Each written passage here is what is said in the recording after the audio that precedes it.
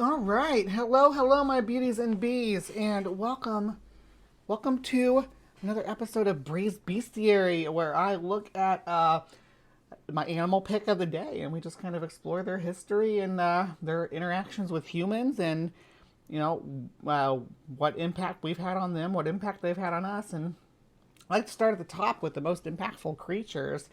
And while today's animal may not seem like it has a lot of impact, just a cute little pet that people have, sometimes it actually has been very important in human history.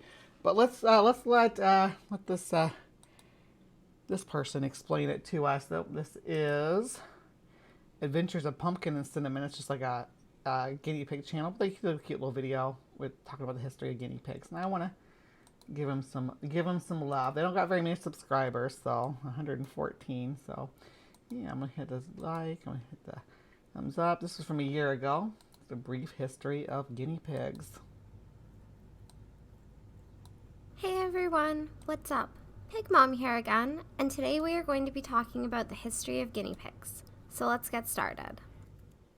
There's a couple common misconceptions from guinea pigs' names, that they are descended from pigs and possibly from Guinea in West Africa or maybe Papua New Guinea in the South Pacific.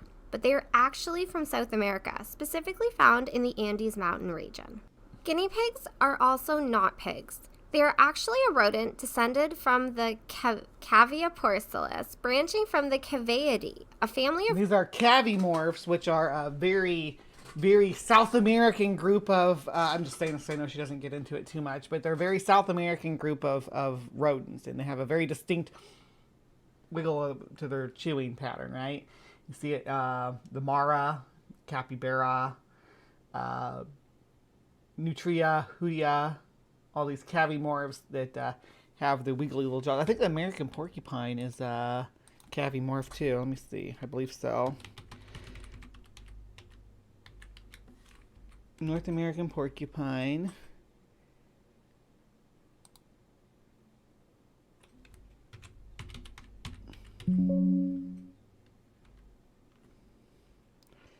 Yes.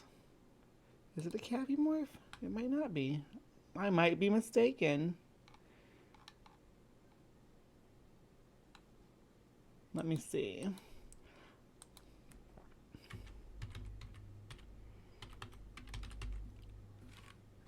Caviomorph. Yeah. Yes, the North American porcupine is a caviomorph rodent. I thought so. Good grief. Get me doubting myself. Yeah, caviomorphs. rodents native to South America, which contains rodents such as the capybaras, Patagonia maras, Chacoan mara, common yellow-toothed cavy, southern mountain cavy, and yes, of course, guinea pigs. It is believed modern guinea pigs got their name because they look and sound a lot like piglets. And Cavia porcellus is a Latin phrase meaning little pig. I couldn't really find a lot of information on who specifically named guinea pigs, but this is also why modern guinea pigs are referred to as cavies, since we just... So they really, I mean, the origins of the name really comes down to, as far as I can tell, exotic foreign pigs, right? Guinea just means foreign to the British nobility who gave them this common names, and then they're pigs because they're little, and they were actually used as a food source like pigs too for the people who farmed them. Shorten the name Cavia porcellus. I should warn, some of the images in this section will be graphic in nature, so I recommend discretion before showing this to younger viewers. Guinea pigs were earliest known to be discovered by the Incas around 3,000 years ago. The Incas used guinea pigs as food, which you can still find today in South America, known as cuy. They also... Would you eat cuy? I think I would eat cuy. Let me see. We'll do a poll. Would you eat cuy?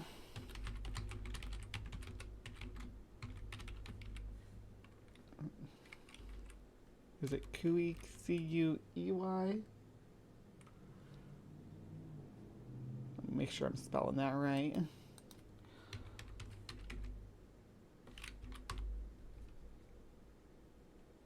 Yes, C-U-E-Y. All right. Would you eat cuy? let me know. Held spiritual place in the lives of the ancient Incas, as well as being used in ritual sacrifices with colored string around them. Though I could not find a lot of information as to why they were sacrificed or the significance of the colored string, several articles mention that archaeologists need to do more research to determine this reasoning.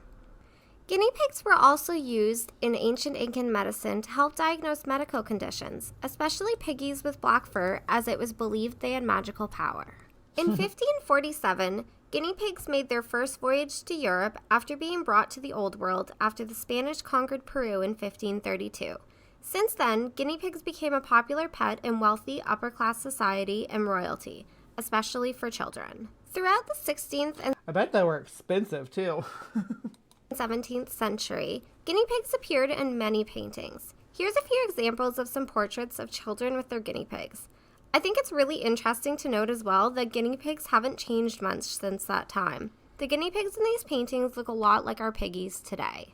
Time passed, and in the late 1800s, scientists began breeding and using guinea pigs in laboratory experiments to test medicine and later cosmetics.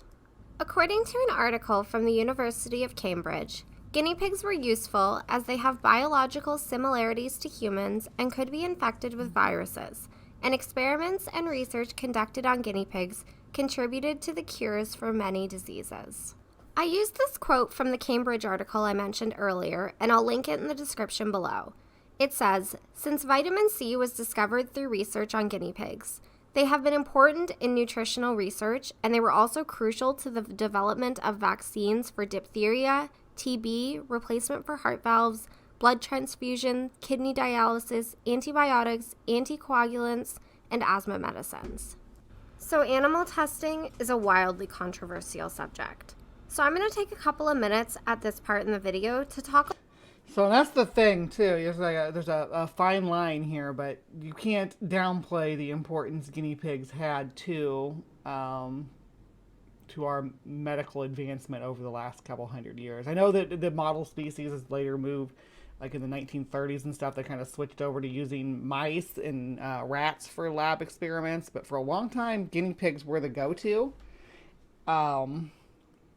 And we owe a lot of our advancement, especially you see all the vaccines that they participated in the research on. A little bit more about the ethics of were forced into, but you know, it is what it is. Using guinea pigs as test subjects, and my opinion on this. So feel free to skip ahead if this isn't something that interests you, and we'll get back to the remainder of the history of guinea pigs. Okay, for those of you that stuck around for this part, let's get started. Is it ethical to use guinea pigs or any animal in medical research? I think this is one of the most complicated moral issues of our lifetime. From my own research, I've determined the basis of this moral quandary comes down to the simple question of, are human lives more important than those of animals? Since unfortunately, animals are not as big of a problem if an animal does die during the early testing. So there's things about this that you got to take into mind. It depends on the species of animal you're talking about, right?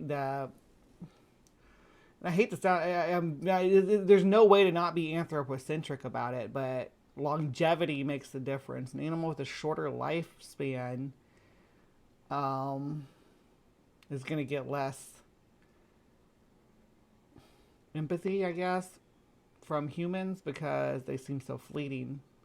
Like, your life's so short, why not use you for an experiment? So there's that position, right? But then you talk about the long-lived animals really do have more advanced cognitive functions because they generally, well, I shouldn't say longer-lived social animals like elephants, for instance, or pigs. Real pigs, not guinea pigs. Guinea pigs are rodents. Rodents, in general, there aren't any rodents that I can think of that I would consider sentient. If there were, they'd probably be cavimorphs. No. Process. But if humans were solely used for medical testing, there would be a lot more deaths, and this would likely result in a lot of other problems in the medical research field. Most of the human race does believe that our lives are more important than those of the animals around us. So most of the medical safety laws are based around this belief. I'll read a quote that I found on the animalresearch.info website, which was recommended as a source through the Cambridge University website. In their facts section, they answer the question, shouldn't we use humans to study human diseases? The quote says, it is not always possible or ethical to use humans to study disease. By law, all drugs and medicines are required to be tested on animals to protect the human rights of people who volunteer for drug trials. This testing is not expected to prevent all side effects, but may indicate the type of problem that could occur. There is a lot of good information on this site, so I will link it below and I recommend checking it out.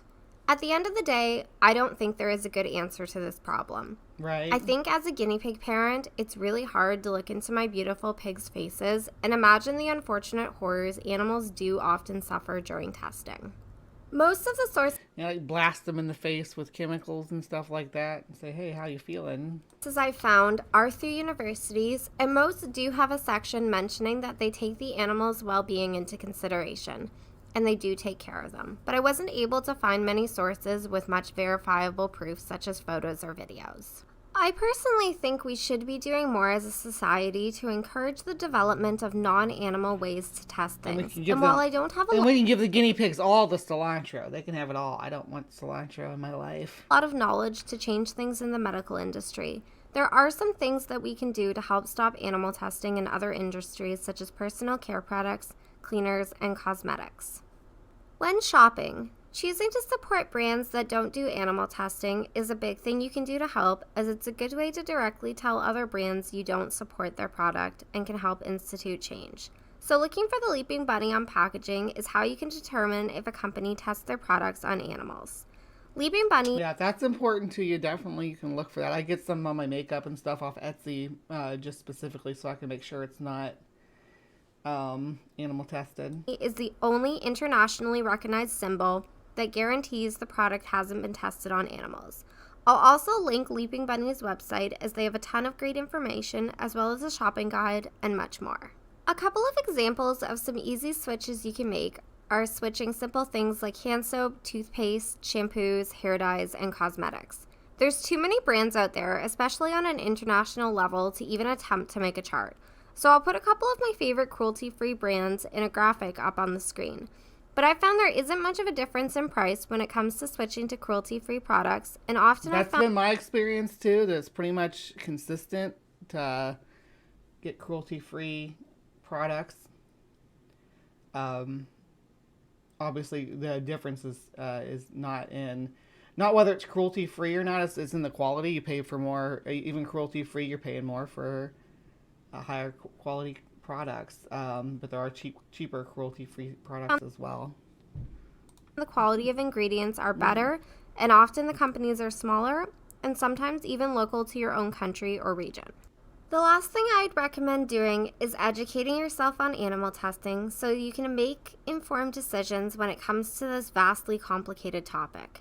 Anyways, let's get back to the rest of the history of guinea pigs. Through time, guinea pigs' popularity has risen greatly. In an article by Cavies that I'll link below, it is estimated that there are a grand total of 30 million guinea pigs in the world, making them one of the most popular pets. Pet care standards have also changed a lot throughout history.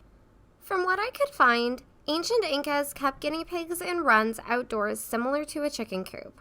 Guinea pigs were given barley and scraps of different vegetables as the basis of their diet. They've actually dug some of these up. I tried to find pictures of them, but I couldn't find any. But there's like measurements and stuff about the guinea pig pens that the ancient Incans used. Not ancient Incan, well, maybe kind of ancient. The Incans used for their guinea pigs. Like they were dug down and had little tunnels and stuff. And leftover residue from maize. After being brought to Europe, I couldn't find a lot of specific information about the husbandry of guinea pigs, but I imagine through trial and error, guinea pigs had a similar diet to their native land, and that contributed to the evolution of our pet care standards today. Animal care standards have taken great leaps in the last decade or so, and guinea pigs are living their best life now more than ever. The past 30 to 50 years of guinea pig care standards are the most well documented, with books being published, pet stores selling guinea pigs, and brands developing products targeted at them. Unfortunately, a lot of these books didn't have the correct information, and a lot of the products just weren't suitable for guinea pigs. But with more research, the evolution of the internet, and the introduction of social media, things are changing, and we are now able to give our fuzzy friends the best life. Anyways, guys, I hope you learned something today about the history of guinea pigs. And if so, I'd love to hear what in the comments below. And be sure to like and subscribe, and thanks for watching. Yeah. All right. So that was a little bit of history of guinea pigs in labs. This one's really short. I'm just going to read a little bit more details about the vitamin C and stuff. I'm not going to read this section here since it's basically the same thing she just went over, but scientific and medical breakthroughs attributed to guinea pigs. You may have heard guinea pig used frequently as a colloquial term for test subjects. Although you usually wouldn't want to be the guinea pig for much of anything, given the implied risk of being the first attempt, these furry rodents have historically served as a vital subject of medical research thanks to their many biological similarities with humans. Beyond the fact that guinea pigs are fellow mammals, its immune system and auditory structures also share similarities to those of humans, thus making research on hearing issues, allergens, and infectious diseases particularly feasible. A few notable breakthroughs are listed below.